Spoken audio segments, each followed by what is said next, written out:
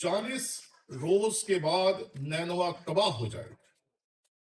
یہ پیغام تھا جو خدا نے یونا کو دے کر بھیجا کہ وہ اس پیغام کو پہنچائے، لیکن یونا جو ہے وہ اس پیغام کو ان لوگوں تک پہنچانے کی بجائے جن تک خدا نے اسے بھیجا تھا فرار کا رستہ اختیار کرتا، اور جس طرف خدا اسے بھیجتا ہے ادھر نہیں جاتا بلکہ ایک دور دراز کے ملک کی طرف روانہ ہو جاتا۔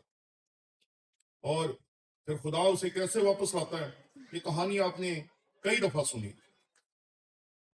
خدا نینوا کو بچانے کے لیے یونا ہی کو استعمال کرتا، نبی ہے، خدا کا چنا ہوا وسیلہ ہے، خدا کے لوگوں نے اسے مسح کیا ہوگا، اور اس تمام استحقاق کے باوجود آپ دیکھیں کہ اس کا ایمان کس مقام پر ہے، اس کا مقام اس مقام پر ہے، اس کا ایمان اس مقام پر ہے کہ وہ خدا سے ناراض ہے، کبھی ایک بات سے ناراض ہے، کبھی دوسری بات سے ناراض ہے، اور یہاں تک کہ جب یہ صحیفہ ختم ہوتا ہے تو یوحنا کے صحیفے کی آخری آیت ہے، اور کیا مجھے لازم نہ تھا کہ میں اتنے بڑے شہر نینوا کا خیال کروں جس میں 1,20,000 ایسے ہیں جو اپنے دانے اور بائیں ہاتھ میں امتیاز نہیں کر سکتے، اور بے شمار مویشی ہیں۔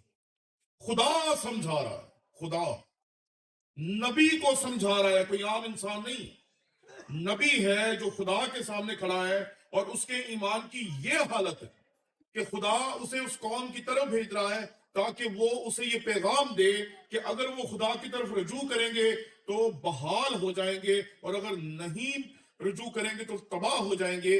ایسے لوگوں کی طرف خدا کا پیغام لے کے جانا یونا کے لیے بہت مشکل ہے۔ وہ ڈرتا ہے، خوف زدہ ہوتا ہے، اور ڈر اور خوف کی وجہ سے وہ خدا سے ہی ناراض رہتا ہے۔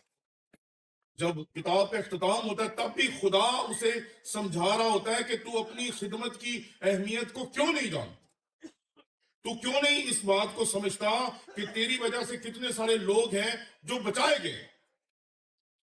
دراصل ایک مسئلہ تھا اس کے اندر، اور وہ مسئلہ تھا اس کے ایمان کا۔ اس کا جو ایمان تھا وہ دعووں سے بالکل متضاد تھا۔ جب وہ دعوے کرتا ہے نا تو وہ کہتا ہے میں اسرائیل کے خدا کو مانتا ہوں اور زمین و آسمان کے خالق خدا کا پیروکار، نسل سے اسرائیلی، لیکن یہ تمام باتیں جو ہوتی ہیں اس کی زندگی سے میل نہیں کھاتی۔ اگر وہ بنی اسرائیل کے خدا پر ایمان رکھتا، اگر وہ یہوہ خدا پر ایمان رکھتا تو اسے پتا ہوتا کہ یہ وہ خدا ہے جس نے موسیٰ اور بنی اسرائیل قوم کے لیے اس بڑے سمندر کو 2 ٹکڑے کر دی۔ لیکن اس کے اندر ڈر ہے کیونکہ اس کا ایمان خدا پر ویسا نہیں ہے جیسا ہونا چاہیے۔ یہ ہمارے جیسا، ہم کئی دفعہ سوچتے ہیں کہ ہمارا ایمان بہت اچھا ہے، ہمارے کام اچھے نہیں، ہمارا ایمان بڑا زبردست ہے اور ہمارے کام درست نہیں۔ لیکن یہ بات یاد رکھیں کہ آپ کا ایمان آپ کے کاموں سے جھلکتا ہے، آپ کا ایمان آپ کے کاموں سے ظاہر ہوتا ہے۔ جو آپ کا ایمان ہوتا ہے وہی آپ کرتے ہیں۔ ایک نبی ہے جسے خدا کے لوگوں نے مسح کیا ہوگا، جسے خدا کے روح سے پیغام ملا ہوگا، جسے خدا نے کہا ہوگا کہ تو نینوا کو جا اور وہاں جا کر یہ نبوت کر، ان کو یہ پیغام دے کہ خدا نے یہ کہہ دیا کہ 40 دن کے اندر اندر نینوا شہر تباہ ہو جائے، اور وہ اس خوشخبری کو نہیں پہنچانا چاہتا، ڈرتا ہے، بھاگتا ہے، فرار کا راستہ اختیار کرتا ہے۔ اور جو آخری آیت آپ کے سامنے پڑھی اس میں بھی خدا اس کے سامنے صفائیاں پیش کر، نبی کے سامنے، کیونکہ وہ جو کہہ رہا تھا ہماری طرح وہ بہت اچھی باتیں تھیں، لیکن جو کر رہا تھا وہ ہماری طرح اس کی باتوں سے میل نہیں تھی کھاتا۔ ایمان، ہم یہ سمجھتے ہیں کہ ہمارا ایمان بڑا زبردست ہے، کیونکہ جب یہاں کھڑے ہوتے ہیں اور پادری صاحب کہتے ہیں آئیں ہم اپنے ایمان کا اقرار کریں، تو ہم ایک معیاری عقیدہ پڑھتے ہیں، میں ایمان رکھتا ہوں، اور وہ عقیدہ بہت معیاری، لیکن اس عقیدے کے اوپر عمل کرنا یا اس عقیدے کا میرے دل میں بسنا بہت مشکل ہے۔ کیونکہ ہم اس عقیدے کو صرف یہاں تک رکھتے ہیں اور وہ یہاں تک ہی رہتا ہے، وہ کبھی بھی ہماری زندگیوں میں نہیں اترتا اور ہماری زندگیوں کا حصہ نہیں بنتا۔ ہم یہ سمجھتے ہیں ہمارا ایمان درست ہے، ہمارے کام درست نہیں، لیکن یہ بات یاد رکھیں کہ آپ کا ایمان ظاہر کیسے ہوگا؟ انسان کا ایمان انسان کی زندگی سے نظر آتا ہے۔ آپ کا کیا ایمان ہے یہ واضح طور پر دکھائی دیتا ہے، یہ آپ کو بتانے کی ضرورت نہیں کہ میں یہ ایمان رکھتا ہوں، دنیا کو پتہ چل جاتا ہے کہ آپ کا ایمان دراصل ہے کیا۔ اگر آپ کا ایمان درست ہوگا تو آپ کی زندگی بھی درست ہوگی، اگر آپ کا ایمان غلط ہوگا تو آپ کی زندگی بھی غلط ہوگی۔ اور ایمان سے مراد وہ بلیف ہے یا وہ خدا کے اوپر ایمان ہے جو ہم رکھتے ہیں، لکھا ہوا تحریری ایمان نہیں جو ہم رکھتے ہیں۔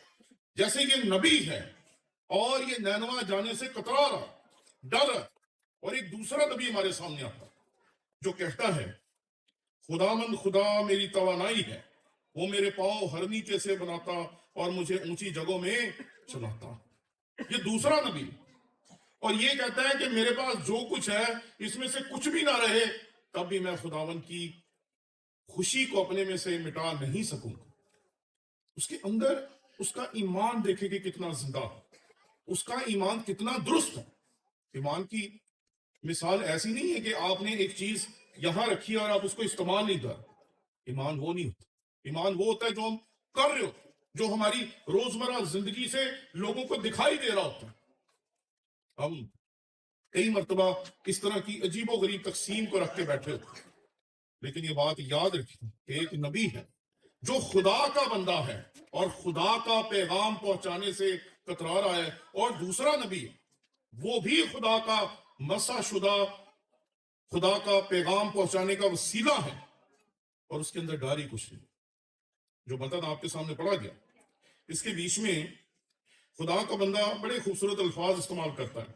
اگرچہ انجیر کا درخت نہ پھولے اور تاک میں پھل نہ لگے اور زیتون کا حاصل ضائع ہو جائے اور کھیتوں میں کچھ پیداوار نہ ہو اور بھیڑ خانے سے بھیڑیں جاتی رہیں اور طویلوں میں مویشی نہ ہوں تو بھی میں خداوند سے خوش ہوں۔ عجیب انسان، اس کا ایمان اس کی زندگی سے اور اس کی باتوں سے نظر آتا ہے جو بالکل فرق ہے۔ ایک چور یہ ایمان رکھتا ہے کہ وہ چوری کرے گا اور چیزیں حاصل کر لے گا۔ ایک ڈاکو یہ ایمان رکھتا ہے کہ وہ چیزوں کو ڈاکہ مار کے حاصل کر سکتا ہے۔ ایک مزدور یہ ایمان رکھتا ہے کہ وہ مزدوری کرے گا اور اس سے خدا اسے سب کچھ دے گا۔ تو ایمان وہ ہوتا ہے جو ہم مانتے ہیں، جو ہم جانتے ہیں، وہ ایمان ہوتا نہیں۔ ہم جو مانتے ہیں، جو ہماری روزمرہ زندگی میں دکھائی دیتا، وہ دراصل ایمان ہے۔ اور آپ دیکھ سکتے ہیں کہ دونوں نبی ہیں اور دونوں کے ایمان کتنے ایک دوسرے سے متضاد ہیں۔ ایک خدا کا پیغام پہنچانا نہیں چاہتا اور دوسرا کہتا ہے کہ خداوند نے جو کچھ مجھے دیا اگر اس میں سے کچھ بھی نہ ہو میں تب بھی اپنے خداوند میں خوش رہوں۔ جب میں اس حوالے کو پڑھ رہا تھا تو یہاں وہ کہتا ہے انجیر نہ ہو، تاک اور زیتون، ان تین چیزوں کے بارے میں بات کرتا ہے۔ انجیر کا درخت نہ پھولے، تاک میں پھل نہ لگے اور زیتون کا حاصل ضائع ہو جائے۔ یہ وہ چیزیں تھیں جو وہ کھاتے تھے، یہ ان کی خوراک کا حصہ تھا۔ ان کے وہاں وہ انجیر کھایا کرتے تھے، وہ انگور کا شیرہ نکالا کرتے تھے اور کبھی کبھی وہ اس کو بیچا بھی کرتے تھے، اس کے شیرے کو اپنی عبادات میں بھی شامل کیا کرتے تھے۔ اور یہ تمام چیزیں ان کی مذہبی اور عام زندگی کا بنیادی حصہ تھا، کیونکہ ان کی زندگی جو تھی جیسے ہماری زندگی روٹی کے اوپر بیس کرتی ہے، اگر روٹی نہ ہو تو ہمیں لگتا ہے ہم نے کچھ کھایا ہی نہیں۔ بالکل ایسے یہودی معاشرے میں جب تک انجیر اور انگور اور زیتون نہیں تھا ہوتا، انہیں ایسا لگتا تھا کہ شاید ہم نے روٹی نہیں کھائی۔ اور خدا کا بندہ کہتا ہے کہ انجیر کا درخت نہ پھولے، تاک میں پھل نہ لگے اور زیتون کا حاصل ضائع ہو جائے، یہ تو کوئی پرواہ نہیں۔ جب تک آپ کی نظر چیزوں پہ ہوتی ہے تب تک ہم خدا کو نہیں دیکھ سکتے، اور جب آپ کی نظر چیزوں سے ہٹ کر خدا کی طرف جاتی تو پھر آپ خدا کے ہاتھ کو دیکھ پاتے ہیں۔ کئی مرتبہ اپنی زندگی میں ہم روزمرہ زندگی میں اتنے زیادہ آگے چلے جاتے ہیں کہ ہم خدا کے ہاتھ، خدا کی ذات اور خدا کے کاموں کو دیکھ ہی نہیں پاتے، کیونکہ ہمارا فوکس جو ہوتا ہے وہ روزمرہ کی چیزیں ہوتا ہے، مجھے یہ چاہیے، مجھے یہ چاہیے، مجھے یہ چاہیے، اور بس ہماری زندگی اتنی سی ہی رہ جاتی ہے کہ ہم چند ضرورتوں کے پیچھے ہی بھاگتے رہتے ہیں، اور انہی چیزوں کے پیچھے بھاگتے بھاگتے ہم اپنی ساری کی ساری زندگی گزار دیتے ہیں۔ حالانکہ اگر آپ دیکھیں تو یہاں پہ وہ کہتے ہیں کہ اگر انجیر بھی نہ ہو، تاک میں پھل بھی نہ لگے اور زیتون بھی نہ ہو، تب بھی میں خداوند میں خوش رہوں گا۔ وہ کہتے ہیں روٹی نہ بھی ہو کام چلے۔ کئی مرتبہ ہم بھی ایسے حالات کا شکار ہو جاتے ہیں، اور جیسے چیزیں ختم ہونا شروع ہوتی ہیں، آہستہ آہستہ ہمارا ایمان بھی ختم ہونا شروع ہو جاتا ہے۔ زید وہ کہتا ہے اور کھیتوں میں کچھ پیداوار نہ ہو، اور بھیڑ خانے سے بھیڑیں جاتی رہیں، اور طویلوں میں مویشی نہ ہو۔ یہ تمام چیزیں ان کے کاروبار کا حصہ تھی، وہ تجارت کے لیے ان چیزوں کو استعمال کیا کرتے تھے، تجارت کے لیے، لباس کے لیے، لوگوں میں بیچنے کے لیے، گوشت کھایا کرتے تھے، دودھ پیا کرتے تھے، اور ان کی زندگی جو تھی وہ بیس کرتی تھی۔ آپ جانتے ہیں کہ بنی اسرائیل بہت سالوں تک نہیں بلکہ صدیوں تک خانہ بدوش رہے تھے، اور خانہ بدوش کا مطلب ہوتا ہے وہ بندہ جس نے اپنا گھر بار اپنے کندھے پہ اٹھایا ہوتا۔ خانہ بدوش، دوش بدوش آپ استعمال کرتے ہیں نا کندھے سے کندھا ملا کے چلنے کے لیے، تو دوش کہتے ہیں کندھے کو، اور خانہ کہتے ہیں گھر کو۔ تو خانہ بدوش سے مراد ایسا بندہ جس کا پورے کا پورا گھر ہی اس کے کندھے پہ ہو کہ وہ کسی وقت کہیں بھی چلا جائے۔ جیسے آپ کئی دفعہ کچھ قبائل کو دیکھتے ہیں کہ جہاں انہیں خوراک ملتی ہے، جہاں انہیں وسائل نظر آتے ہیں، وہ ادھر چلے جاتے ہیں۔ ہمارے پنجاب میں اکثر ہم انہیں تپڑی واس کہتے ہیں۔ تو آپ کبھی بنی اسرائیل کو دیکھیں کہ ان کی زندگی ہی جانوروں کے گرد گھومتی تھی۔ ابراہیم اور لوط کے درمیان جو تقسیم ہوئی اس کی وجہ ہی دراصل جانوروں کی چراگاہ تھی، کہ اگر جانور ایسی جگہ پر ہوں گے جہاں پر کھانا ہوگا، پانی ہوگا اور اچھے وسائل ہوں گے تو ہم بہت ترقی کریں گے۔ یہ وہ چیز تھی جس کا چناؤ لوط نے کیا تھا۔ اور ابراہیم نے کیا چنا تھا؟ ابراہیم نے صرف اپنا ایمان چنا تھا، کیونکہ اسے پتا تھا کہ میں جہاں ہوں گا میرا خدا میرے ساتھ ہوگا، اور جہاں میرا خدا میرے ساتھ ہوگا مجھے کسی چیز کی کمی نہیں آنے دے۔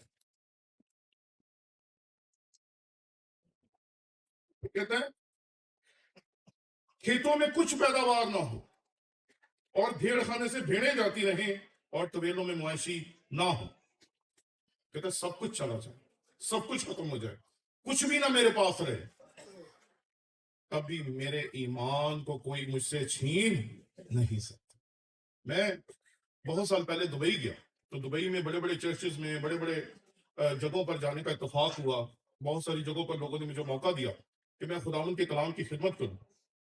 تو اس سارے اپنے ٹور کے درمیان ایک جگہ مجھے جانے کا اتفاق ہوا جو بہت دور ویرانے میں ایک ریگستان کے اندر ایک فیکٹری تھی، اس کے بیچ میں مجھے لے گئے۔ جب میں اس فیکٹری میں گیا تو اس فیکٹری کے اندر کچھ وہاں پہ کام کرنے والے انتہائی غریب لوگ تھے، انتہائی غریب، کیونکہ ان کے پاس رہنے کے لیے آپ کی اور میری طرح کے گھر نہیں تھے، وہ ایک کنٹینر میں رہتے تھے۔ اور آپ سوچیں کہ وہاں دبئی میں جہاں پر 40-50 جو ہے وہ عام درجہ حرارت، ہمارے یہاں 40 ہو جائے نا ہم کہتے ہیں بہت گرمی، تو وہاں صبح شروع ہی 40 درجہ سینٹی گریڈ سے ہوتی، تو وہاں وہ اس کنٹینر میں رہتے تھے۔ تو مجھے انہوں نے کہا کہ بھائی صاحب آپ نے یہاں عبادت کرنی ہے۔ تو میں جب کنٹینر میں گیا تو انہوں نے اس کو نا اپنی عبادت کے لیے بڑا خوبصورت بنایا ہوا، 5-6 لوگ تھے، اور میں جب وہاں ان کے ساتھ عبادت کر کے فارغ ہوا تو انہوں نے کہا کہ مجھے بھائی صاحب یہ ہماری طرف سے کچھ ہدیہ رکھا۔ میں نے جب ان کا ہدیہ دیکھا تو میں حیران رہ گیا کہ بڑے بڑے جو چرچز تھے، بڑی بڑی عبادت گاہیں تھیں، ان کے لوگ جو دے رہے تھے وہ اتنا تھا، اور جو انہوں نے دیا تھا وہ اس سے کئی گنا زیادہ تھا۔ میں حیران رہ گیا کہ انہوں نے جو نوٹ دیا وہ نوٹ میں نے انہی کے ہاتھ سے لے کے دیکھا کہ یہاں اتنا بڑا نوٹ بھی ہوتا، ورنہ جن بڑے بڑے چرچز میں جا رہے تھے، بڑی بڑی عبادت گاہوں میں جا رہے تھے، وہاں پر لوگوں کے اندر دینے کی ہمت ہی نہیں تھی۔ خدا ان کا نہیں ہوتا جن کے پاس سب کچھ ہوتا۔ خدا سے زیادہ پیار کئی دفعہ وہ لوگ کرتے ہیں جو ہماری نظر میں کچھ بھی نہیں ہوتا۔ میں ایک دفعہ ایک گاؤں میں گیا تو وہاں پر انہوں نے ہدیہ دیا، تو میں نے رستے میں کسی ضرورت کے لیے جب اس ہدیے کو نکالا تو میں نے گاؤں والوں کو فون کیا، میں نے کہا آپ نے ہدیہ دیا کتنا ہے؟ انہوں نے کہا جی آپ کے پاس کتنا ہے؟ میں نے بتایا جی آپ نے اتنا دیا، تو کہتے ہیں ہم نے اتنا ہی دیا۔ میں بڑا حیران کہ اتنا زیادہ ہدیہ ایک گاؤں کے لوگ جن کو کئی دفعہ ہم سمجھتے ہیں کہ وہ غریب ہیں، ہم سے بہت نیچے ہیں، ان کے پاس کھانے کے لیے نہیں ہے، پہننے کے لیے نہیں، پینے کے لیے نہیں، اور ان کے دل خداوند کے لیے اتنے وسیع تھے۔ یہ ہوتا ہے کہ جب آپ کے اندر ایمان کی طاقت زندہ ہوتی، ایمان کی طاقت چیزوں کی وجہ سے نہیں ہوتی، ہاں یہ ضرور ہے کہ اگر آپ کے ایمان میں طاقت ہے تو تمام چیزیں خود بخود چل کر آپ کے پاس آ جائیں۔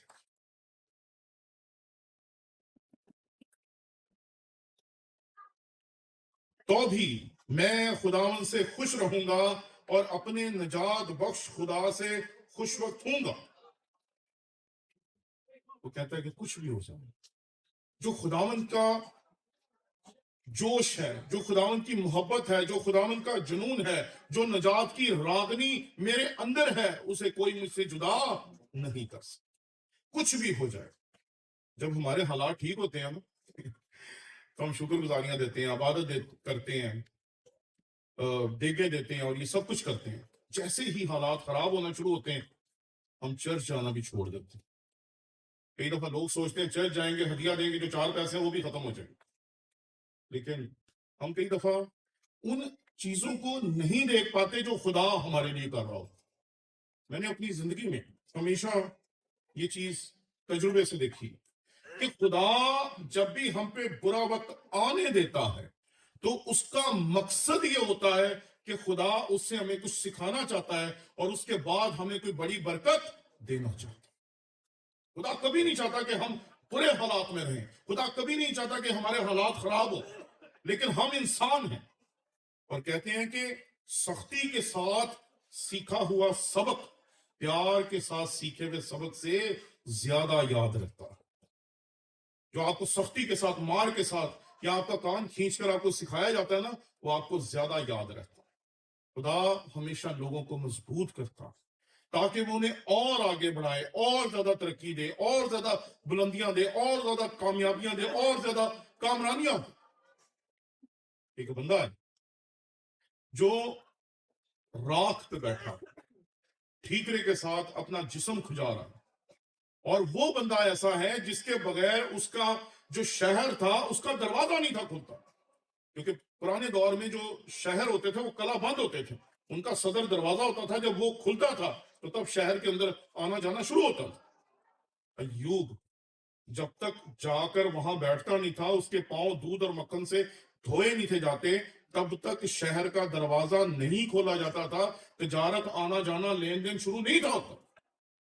اور آج وہ بندہ راکھ پہ بیٹھا ٹھیکرے کے ساتھ اپنی زخموں کو کھجا رہا، اور یہ سب کچھ اس لیے رونما نہیں تھا ہوا کہ خدا چاہتا تھا کہ وہ ختم ہو جائے، بلکہ ایسا شخص جو اہل مشرق میں سب سے زیادہ امیر سمجھا جاتا تھا، خدا چاہتا تھا کہ وہ اہل مشرق سے بھی آگے بڑھے اور شاید اس وقت کی دنیا کا سب سے امیر ترین انسان ہو، اور ویسا انسان اس کو بنانے کے لیے لازم تھا کہ خدا اسے ان تمام حالات میں سے گزارے جن سے اسے گزرنا پڑا۔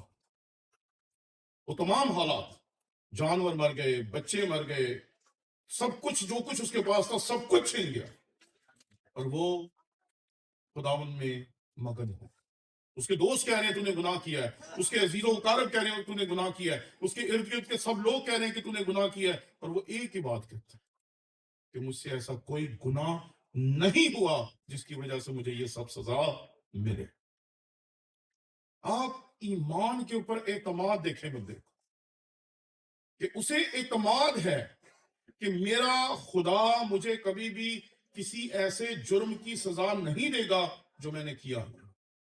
کریکٹر یہاں 100 روپیہ کسی کا گر جائے نا تو 50 بندے اس کو اٹھانے میں لگ جاتے ہیں، اور آئے دن ہمارے چرچز میں، ہماری عبادت گاہوں میں، ہمارے سسٹمز میں پیسے کو لے کر ایسے ایسے گھٹیا کام لوگ کرتے ہوئے دکھائی دیتے ہیں کہ کانوں کو ہاتھ لگانے کو جی چاہتا ہوں، لیکن خدا کا بندہ جو ہے وہ ہمیں ایمان کی اس حالت کی طرف لے کر جاتا ہے جو حالت دراصل ایوب کی زندگی میں بھی ہمیں دکھائی دیتی ہے۔ وہ سب کچھ چھن جانے کے باوجود تسلی کے ساتھ بیٹھا ہے، اسے پتا ہے کہ اس کا خدا جو ہے اسے بحال کرے گا، اس لیے وہ کہتا ہے میرا مخلصی دینے والا زندہ ہے۔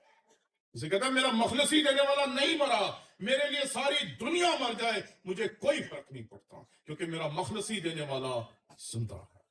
اور وہ اسی کے لیے بیٹھا تھا، اسے پتا تھا کہ اس کا مخلصی دینے والا اسے بحال کرے گا، اور آپ جانتے کہ جب اسے بحال کیا تو جو کچھ اس کا تھا خدا نے اس کا دگنا اس کو واپس کیا۔ کیوں؟ کیونکہ وہ اپنے ایمان کو سمجھتا تھا۔ ہم یہ سمجھتے ہیں کہ ہمارا جو رسولوں کا عقیدہ ہے، جو ہمارا مسیحی ایمان ہے وہ بہت اچھا ہے۔ ارے آپ کی انفارمیشن بڑی اچھی ہے، آپ کے پادری صاحب، آپ کے یوتھ کے لیڈر، آپ کے تمام یہاں کے جو لیڈر صاحبان ہیں وہ بڑے اچھے ہیں، جنہوں نے آپ کو مسیحی ایمان سکھایا ہے، اور آپ سمجھتے ہیں کہ ہمارا مسیحی ایمان ہمیں بہت اچھے طریقے سے آتا ہے، لیکن آپ کا مسیحی ایمان کیا آپ کی روزمرہ زندگی کے ساتھ میچ کر رہا ہے؟ رسولوں کا عقیدہ تو ہم پڑھ لیتے ہیں، 10 کام بھی ہم پڑھ لیتے ہیں، لیکن کیا اپنے پڑوسی کی کسی چیز کا لالچ کرنے سے اپنے آپ کو روک پاتے ہیں؟ جی نہیں۔ ورنہ کبھی چرچز کے خزانوں پہ لڑائیاں، جھگڑے اور لین دین کے اوپر ویسے مسائل کھڑے نہ ہوں جیسے آئے دن ہمیں سننے کو ملتے ہیں، کیونکہ ہمارا جو ایمان ہے وہ ہماری انفارمیشن ہے جو پرفیکٹ ہے، اور ہماری جو زندگی ہے جس میں ہمارے کاموں کے وسیلے سے ہمارا ایمان دکھائی دیتا ہے وہ ہمارے ایمان کے بالکل ہی الٹ، بالکل ہی متضاد، کہ ہم اپنی زندگی میں بالکل ہی الٹ چل رہے ہوتے ہیں، کرنا کچھ اور ہوتا ہے، کر کچھ اور رہے ہوتے ہیں۔ ایمان آپ کی روزمرہ زندگی سے نظر آتا ہے، روزمرہ زندگی سے، یہ بتانے کی ضرورت نہیں ہے، یہ نظر آتا ہے۔ اور جس دن کوئی بندہ اپنی زندگی کو خداوند کے حضور دیتا ہے، بدلتا ہے، تو اسی لمحے پتا چل جاتا ہے کہ اس کا ایمان جو ہے وہ بدل گیا۔ ایک بندہ تھا، وہ ہیروئن کا شکار تھا، اور ہیروئن پی پی کے اپنے آپ کو ٹیکے لگا لگا کے اس کی یہ حالت ہو گئی تھی کہ جو ان کے ڈاکٹرز تھے انہوں نے کہا تھا کہ اور چند سالوں میں یہ بندہ مر جائے گا، بلکہ چند مہینوں میں یہ بندہ مر جائے۔ تو جب ڈاکٹر نے اسے کہا کہ بھئی تیرے پاس اتنا ٹائم ہے، تو اس نے کہا کہ یہ تو کام ختم ہو گیا اگر میں اتنی جلدی مر جاؤں گا۔ تو اس نے ڈاکٹر کو کہا کہ ڈاکٹر صاحب میں اپنی زندگی کو کیسے بڑھا سکتا ہوں؟ انہوں نے اسے کہا کہ اب تو نشہ چھوڑ بھی دے تو بچ نہیں سکتا۔ تو اس بندے نے ایک کام کیا، اس نے کہا کہ اب آج کے دن سے 10 دن تک میں چرچ میں رہوں گا۔ تو چرچ میں چلا گیا، چرچ والوں نے اسے چرچ میں ایک سائڈ کے اوپر بیٹھنے کی جگہ دے دی، اور وہ 10 دن تک وہیں بیٹھا رہا۔ وہ روتا تھا، چلاتا تھا، جب درد ہوتی تھی، جب تکلیف ہوتی تھی، جب اسے نشہ کرنے کی لت تنگ کرتی تھی، تو وہ سب کچھ کرتا تھا جو نشئی یا نشاور چیزوں کا استعمال کرنے والے لوگ کرتے ہیں، لیکن وہ وہاں سے نکل آتے 10 دن بغیر نشے کے وہ آنا تھا۔ اور 10ویں دن مجھے اس سے ملنے کا اتفاق ہوا، اور اس نے مجھے بتایا کہ میں نے بائبل پڑھنا شروع کی، میں نے دعا کرنا شروع کی، اور اس نے کہا بھائی صاحب یہاں تو دنیا کچھ اور، ہم تو جس دنیا میں کھوئے ہوئے تھے وہ بدی کی دنیا تھی، یہاں جب 10 دن میں نے چرچ میں گزارے تو تکلیف تھی، دکھ تھا، درد تھا، جسم میں دردیں تھی، سب کچھ تھا، لیکن ایک ایسا سکون تھا جو کہاں سے آیا مجھے پتا نہیں۔ یہ سکون ہمارے اندر ہونا چاہیے۔ جب آپ کو پتا ہو کہ آپ اس خدا کے ماننے والے ہیں جس کو آپ یہوہ یری کہتے ہیں، تو پھر کچھ بھی ہو جائے، کچھ بھی چلا جائے، آپ کو کسی بھی چیز کے لیے پریشان نہیں ہونا چاہیے۔ ارے آپ کا خدا آپ کے لیے مہیا کرنے والا ہے، آپ کا خدا آپ کے لیے فراہم کرنے والا ہے، آپ کا خدا آپ کے حالات کو دیکھ رہا ہے کہ تجھے کس وقت کس چیز کی ضرورت ہے، اور اس وقت اس چیز کو فراہم کرنے کے لیے آپ کو تیار ملے گا۔ ہزاروں تجربات زندگی کے ایسے ہیں کہ ہم کئی مرتبہ آسمان کی طرف اٹھا کے اپنی آنکھیں دیکھتے ہیں کہ خداوند کب تو حالات کو بدلے گا، کب چیزوں کو بدلے گا. اور مجھے ہمیشہ خداوند پر یہ اعتماد رہا ہے کہ جب بھی حالات برے ہوتے ہیں، جب بھی مشکل ہوتی ہے، جب بھی وسائل ختم ہو رہے ہوتے ہیں، روپیہ پیسہ ختم ہو رہا ہوتا ہے، گھر بار میں ٹینشن ہوتی ہے، منسٹری کے کام میں ٹینشن ہوتی ہے، تو پھر خدا کوئی بڑا دروازہ کھولتا ہے اور ہمارے لیے نئے رستے کھولتا ہے، کیونکہ اس کا نام یہوہ یہی ہے اور وہ سب کچھ مہیا کرتا ہے، لیکن اپنے مقرر کیے ہوئے وقت پہ. ہمارے وقت کی اسے ضرورت نہیں، ہم اپنے وقت پہ اس سے مانگتے ہیں اور وہ اپنے وقت پہ دیتا ہے. ایک بندہ تھا جس نے اپنے یہودی بھائیوں کو چھڑانے کے لیے تلوار اٹھا لی اور اس نے سوچا کہ اب مجھے مصریوں کو مار کر اپنے یہودی بھائیوں کو ان سے آزادی دلوانی چاہیے. اس کی نیت اچھی تھی، اس کا ارادہ اچھا تھا، لیکن اس کا طریقہ کبھی بھی درست نہیں تھا. اس کو درست راستے پہ لانے کے لیے خدا اسے 40 سال تک مدیان کے بیابان میں لے گیا، جہاں وہ بھیڑ بکریاں چراتا رہا، اور 40 سال کے بعد جب وہ تیار ہوا تو پھر اس نے اپنا وہی ایمان جو خدا نے اسے تب بخشا تھا، وہی سوچ، وہی ویژن، وہی خیال جو اس نے 40 سال پہلے سوچا تھا کہ مجھے بنی اسرائیل کو مصری قوم مصر کی غلامی سے آزادی دینی چاہیے، خدا نے اسے وہ تمام خواب دوبارہ لوٹا دیا اور اس نے مصر کی غلامی سے اپنے اسرائیلی بھائیوں کو، یہودی بھائیوں کو آزادی دلوائی. 40 سال. ہمیں تو 4 دن انتظار کرنے پڑے تو ہمیں وقت پڑ جاتا ہے. تھوڑا سا برا وقت آئے نا تو ہم خدا سے ناراض ہو جاتے ہیں، خدا سے دکھی ہو جاتے ہیں. ایک بیٹی تھی تو اس کا 5 سال کے بعد خدا نے اسے بلیس کیا تو اس کا بچہ جو تھا وہ پیدا ہونے سے پہلے مر گیا. تو اس نے لوگوں کو منع کر دیا میرے لیے دعا نہ کریں، میرے لیے کوئی دعا نہ کریں، مجھے آپ کی دعاؤں کی ضرورت نہیں. کوئی اسے کے لیے دعا کرتا کہ خداوند آپ کو تسلی دے تو وہ روک دیتی مجھے آپ کی تسلی کی دعا کی ضرورت ہی نہیں. تو اس کی اس منفی حالت سے نکالنے کے لیے جب بات کرنے کا موقع ملا تو میں نے اسے سمجھایا کہ ہم کبھی کبھی سمجھتے ہیں کہ ہم بہت خدا کے قریب ہیں اور یہ جو برکت ہے ہماری وجہ سے خدا نے دی. خدا کبھی بھی آپ کی وجہ سے آپ کو برکت نہیں دیتا. خدا جب بھی برکت دیتا ہے اپنی محبت کی وجہ سے دیتا ہے. ہم اس لائق ہی نہیں تھے کہ خدا ہمیں اتنی سرفرازی دے، ہم اس لائق ہی نہیں تھے کہ خدا ہمیں یہاں پر کھڑا کرے، ہم اس لائق ہی نہیں تھے کہ خدا ہمیں اتنی برکتیں دے جو خدا نے ہمیں دی. نبی بڑی خوبصورت بات کہتا ہے، خداوند خدا میری توانائی ہے، وہ میرے پاؤں ہرنیکے سے بنا دیتا ہے اور مجھے میری اونچی جگہوں میں چلاتا ہے. خداوند میری توانائی ہے. جب پریشانی ہوتی ہے تو ہم لوگوں کے پیچھے بھاگتے ہیں، رشتہ داروں کے پیچھے بھاگتے ہیں، عزیزوں کے پیچھے بھاگتے ہیں اور دنیا کے پیچھے بھاگنا شروع کر دیتے ہیں. اور جس کے پیچھے سب سے زیادہ بھاگنا چاہیے، جو ہمارا زور ہونا چاہیے، جو ہماری طاقت ہونی چاہیے، جس کی وجہ سے ہمیں مضبوطی سے کھڑا ہونا چاہیے، ہم اسے بھول جاتے ہیں. ہم یہ نہیں جانتے کہ خداوند خدا میری توانائی ہے، وہ میرا زور ہے، وہ میری طاقت ہے، وہ میرے کھڑے ہونے کی وجہ ہے، اس کی وجہ سے تمام سرفرازی. ایک چھوٹا سا بچہ ایک پہاڑ جیسے جاتی جولیت کے ساتھ لڑنے کے لیے جاتا ہے اور ایک پتھر سے اسے مار دیتا ہے، ایک پتھر سے. کیا وہ جاتی جولیت جو تھا وہ داؤد کی طاقت سے مرا تھا؟ کیا داؤد میں اتنا زور تھا کہ اس کے فلاخن سے یا اس کے غلیلے سے جو اس نے چلایا تھا اس سے وہ کسی بندے کو مار دے؟ ارے جب بادشاہ اسے جنگی لباس پہناتا ہے جو جنگی مرد پہنا کرتے تھے، جو لوہے کا بختر بند بنا ہوتا ہے، جب وہ اسے پہناتا ہے تو وہ اسے پہنا نہیں جاتا، وہ اس کو کہتا ہے یہ مجھ سے اتار لے. اتنا طاقتور تھا داؤد. لیکن وہاں پر جب اس کو پتا چل جاتا ہے کہ خداوند خدا میری توانائی ہے تو وہ ایک پتھر سے اتنے بڑے جاتی جولیت کو ڈھیر کر دیتا.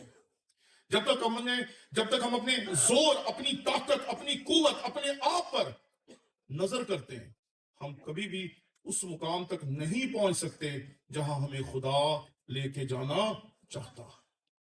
نہیں، خدا کبھی نہیں چاہتا کہ ہم ہاریں، خدا کبھی نہیں چاہتا کہ ہم ناکام ہوں، خدا کبھی نہیں چاہتا کہ ہم بدحال ہوں۔ جیسے ماں باپ کبھی نہیں نہ چاہتے اپنی اولاد کے لیے برا سوچے، کہ ان کے بچے کا ستیہ ناش ہو جائے، کھانا خراب ہو جائے، اس کے پاس کھانے کے لیے نہ ہو، پینے کے لیے نہ ہو، پہننے کے لیے نہ ہو۔ اسی طرح خدا بھی نہیں چاہتا کہ ہمارے پاس یہ سب کچھ ہو۔ خدا چاہتا ہے ہمارے پاس ہر طرح کی برکت ہو، بہتر زندگی ہو، بلندیاں ہو، کامیابیاں ہو، کامرانیاں ہو، یہ سب کچھ ہو۔ لیکن اس کے پیچھے بنیادی چیز ہم کبھی سمجھ نہیں پاتے۔ بنیادی چیز ہم یہ سمجھتے ہیں کہ سب کچھ میری طاقت، میرے زور سے۔ اپنی طاقت اور اپنے زور پر ہم بڑا ایمان رکھتے ہیں، لیکن یہ بات ہمیشہ یاد رکھیے کہ جب بھی آپ کو عزت ملے تو یہ بات سمجھیں کہ یہ عزت اس کی ہے جو اس نے آپ کو دلوائی ہے۔ جب کوئی مقام ملے تو ہمیشہ یاد رکھیں کہ یہ مقام میری اوقات سے باہر تھا، یہ میری وجہ سے مجھے نہیں ملا، بلکہ میرے خدا کی وجہ سے مجھے یہ مقام ملا ہے، کیونکہ میرا خدا میری توانائی ہے۔ کیا آپ کی توانائی آپ کا خدا ہے؟ کیا آپ کی توانائی وہ خدا ہے جو مصر کی غلامی سے اسرائیلیوں کو چھڑا چکا، جس نے اسے مصر کی غلامیوں سے آزاد کیا، سمندر کو 2 ٹکڑے کیا اور اتنے بڑے بڑے کام کیے؟ وہ کہتا ہے وہ میرے پاؤں ہرنی کیسے بنا دیتا ہے اور مجھے اونچی جگہوں پر چلاتا ہے۔ کیا ہمارا خدا جب ہم صبح اٹھتے ہیں تو کیا ہم اسے یاد کرتے ہیں؟ کئی دفعہ جب میں خدا کے خادموں سے ملتا ہوں تو کئی دفعہ سننے کو ملتا ہے کہ کئی خدا کے خادم کہتے ہیں کہ ہمارے پاس تو آج کل بائبل پڑھنے کے لیے بھی ٹائم نہیں ہوتا۔ میں بڑا حیران ہوتا ہوں کہ یہ کیسے خادم ہے بھائی، جن کے پاس بائبل کے لیے ٹائم نہیں، جن کے پاس دعا کے لیے ٹائم نہیں، جن کے پاس خدا کے لیے ٹائم نہیں۔ کبھی کبھی بڑی حیرانی ہوتی ہے کہ ہم خدا سے کتنی دور ہیں اور کتنا فاصلہ رکھ کر ہم چلتے ہیں۔ جب بھی صبح اٹھیں سب سے پہلے اپنے خدا کے شکر گزار ہوں، کیونکہ وہ ہے جو ہمارا زور ہے، وہ ہے جو ہماری طاقت ہے، وہ ہے جو ہمیں وہ سب کچھ کرنے کے لیے تیار کرتا ہے اور ان بڑے بڑے مقاموں پر، ان بڑی بڑی ترقیوں پر، ان بڑی بڑی جگہوں پر بٹھاتا اور پہنچاتا ہے۔ ہم تو کچھ بھی نہیں۔ وہ میرے پاؤں ہرنی کیسے بنا دیتا ہے، وہ ہمیں دلیری دیتا ہے، قوت دیتا ہے کہ ہم ہر کام کو کر سکیں۔ وہ ہمیں قوت دیتا ہے، وہ ہمیں تیار کرتا ہے تاکہ ہم ہر کام کو کر سکیں۔ اور آخری چیز، اور مجھے اونچی جگہوں میں چلاتا ہے۔ یہ ہے ہمارا خدا جس کا مقصد ہے کہ وہ ہمیں سرفرازی دے، کامیابی دے، بلندیاں دے، اور بڑی بڑی جو جگہیں ہیں وہاں پر ہمیں لے کر جائیں۔ بڑی بڑی کامیابیاں وہ ہمارے لیے کھول کے رکھتا ہے، کیونکہ وہ ہم سے پیار کرتا ہے۔ لیکن ہمارا ایمان جب تک یہ نہیں ہوگا کہ ہمارا خدا ہماری توانائی ہے، ہماری جو کامیابی ہے ہمارے خدا کی وجہ سے ہے، ہماری جو عظمت ہے ہمارے خدا کی وجہ سے ہے، ہم نے جو کچھ حاصل کیا ہمارے خدا کی وجہ سے حاصل کیا۔ جس دن آپ ہر ایک چیز کا کریڈٹ خود لینے کی بجائے خدا کو دینا شروع کر دیں گے، اس دن آپ کو پتا چلے گا کہ خدا نے آپ کے لیے کون کون سے مقام تیار کیے ہوئے ہیں جہاں وہ آپ کو لے کر جانا چاہتے ہیں۔ ہمارا تو نام چھوٹا لکھا جائے تو ہم لڑ پڑتے ہیں۔ میرا نام آپ نے چھوٹا کیوں لکھ دی، میری تصویر آپ نے صحیح کیوں نہیں لگائی، میرے ساتھ یہ کیوں کر دیا، میرے ساتھ وہ کیوں کر دیا، چھوٹی چھوٹی باتوں پہ لڑ رہے ہوتے ہیں۔ بہت سال پہلے کی بات ہے کہ ایک خدا کا خادم تھا، اس نے کہا جی بھائی صاحب میرے لیے دعا کریں، میرا اپنے بھائیوں سے 25 سال کا ٹاکرا ہے۔ میں کہا بھائیوں کے ساتھ ٹاکرا ہے؟ میں کہا تم تو ایک ہی گھر میں رہتے ہو؟ کہتے ہیں ہاں جی اسی گھر کا مسئلہ ہے۔ میں کہا جی اچھا، میں کہا کیا مسئلہ؟ کہتا ہے میرے اس گھر کو میرے بھائی مجھے دینے سے منع کر رہے۔ تو میں کہا گھر آپ کیا؟ کہتے نہیں جی۔ میں کہا پھر کیا کریں؟ کہتے آپ میرے لیے دعا کریں کہ میرے بھائیوں کے دل خدا نرم کر دے اور وہ گھر مجھے دے دے۔ میں نے کہا ویسے میں آپ کو ایک مشورہ دینا چاہتا ہوں، اس نے کہا کیا؟ میں نے کہا گھر چھوڑ دے بھائیوں کو. کہتا ہے یہ کیسے ہو سکتا ہے؟ میں نے 25 سال جنگ لڑی ہے. میں نے کہا تجھے لگ رہا ہے کہ تو 25 سال سے فتح یاب کھڑا ہے, مجھے لگ رہا ہے کہ 25 سال سے تو نے 1 انچ آگے بڑھنے کی کوشش نہیں کی. ادھر ہی ہے جس گھر میں 25 سال پہلے تھا, آج بھی اسی گھر میں ہے, اسی جگہ پر ہے. نہ تیرا گھر بڑا ہوا, نہ تو نے ترقی کی, نہ اپنی جگہ سے آگے بڑھا. بلاخر وہ بندہ اسی جنگ کے دوران, اسی کیسز کے درمیان ہارٹ اٹیک سے مر گیا. کیونکہ ہم سمجھتے ہیں کہ ہم بہت عقل مند, بہت سیانے. ہم یہ نہیں سوچتے کہ ہمارا خدا جو ہے وہ ہمیں بہت کچھ دے سکتا اور بہت زیادہ سرفرازی دے سکتا. ہم کبھی کبھی اپنے آپ کو خود ہی ایسے مسئلوں میں الجھا لیتے ہیں جہاں سے خدا ہمیں نکالنا چاہتا ہے اور ترقیاں دینا چاہتا ہے.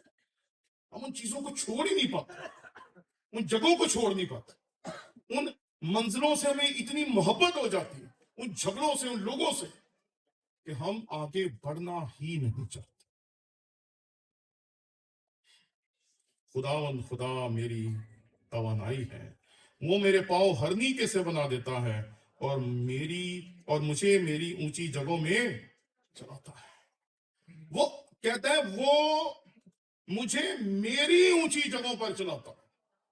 یعنی کہ خدا جس جگہ پر اس کو لے کے جا رہا ہے, وہ کسی اور کی جگہ پر یہ نہیں محسوس کرا کہ خدا مجھے بٹھا رہا ہے.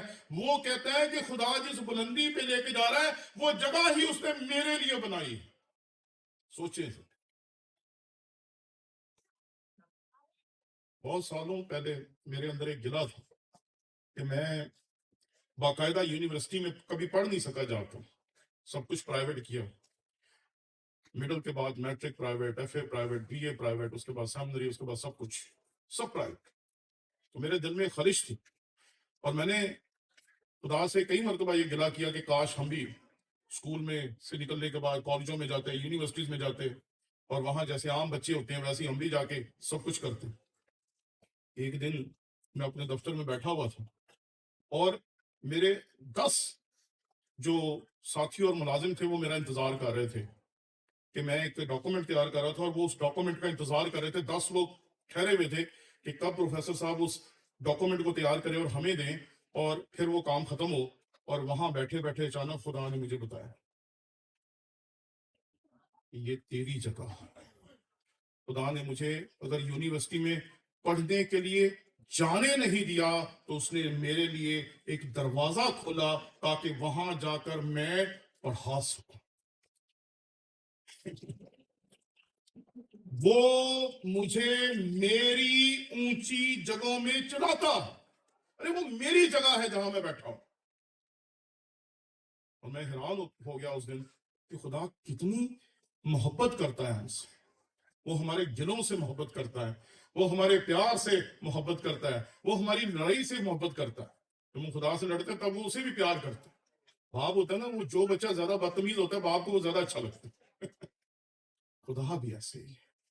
آج اپنے ایمان پہ غور کریں کہ جو ایمان ہمارا یہاں ہے وہ نالج ہے, وہ ایمان نہیں ہے. ایمان وہ ہے جو آپ کر رہے ہیں. اور جو آج کا مرکزی حوالہ ہے کہ راست باز ایمان سے جیتا رہے گا. مطلب یہ ہے کہ راست باز جو ہوتا ہے اس کی زندگی میں اس کا ایمان آپ کو چلتا پھرتا دکھائی دیتا, اور جو راست باز نہیں ہے اس کی زندگی میں اس کا ایمان آپ کو دکھائی دیتا.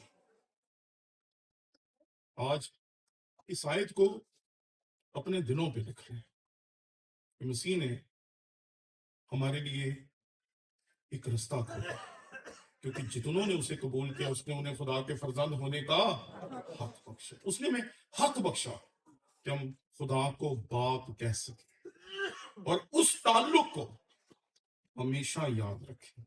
اور اس آیت کو آج ضرور اپنے دلوں میں رکھیے گا. خداوند خدا میری توانائی ہے, وہ میرے پاؤں ہرنی کے سے بنا دیتا ہے اور مجھے میری جگہوں میں چلاتا ہے.